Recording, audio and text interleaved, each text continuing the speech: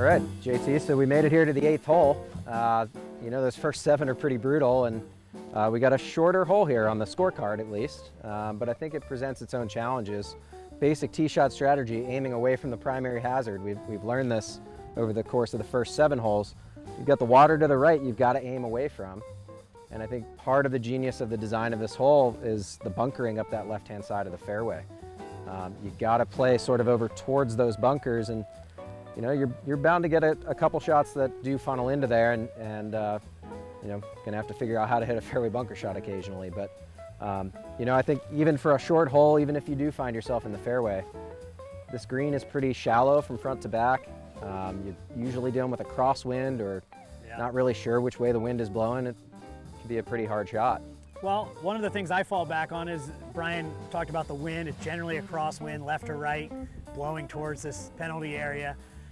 So Sam Snead's strategy on this hole was to aim at this pine tree, which is just left of the flag today and in line with the fairway bunkers, and kind of hit a straight shot. Hopefully the wind pushes it back into the fairway for you. If you pull it, you're going to end up in either the rough or fairway bunkers. You're going to avoid a penalty shot at least off the tee, but certainly you're going to have your challenges for your second shot. Hi, this is Taylor. I have found myself here in the left side of 8 in the bunkers, which I tend to see as a commonplace when I play with a lot of members. So what I tend to do is I put the club and the ball kind of in the back, more back of my stance, rather than the front like you would in a greenside bunker. I tend to put a little more weight on my left and kind of open my shoulders a little bit. That way you can kind of clear a little better and get through the ball so that the ball hits contact first rather than the sand like you would in a greenside bunker. So I'm going to go ahead and show you how I hit this shot.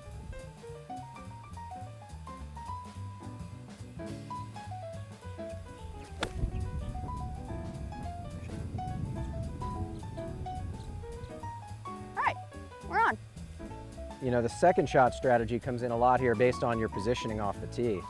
Whether you have a long club in because you haven't hit a very long shot, or generally don't hit the ball as far to be able to fly something and stop it on the green, you might want to look for which way is this wind blowing so that you can chip back into the wind. I think that's here in South Florida we get a lot of really windy days, and you can use the wind as a tool for where to chip from on the green. I think left of this green is generally pretty dead, just because it tends to, that east wind is blowing across that green, and it's just hard to get your ball to come to rest on the green.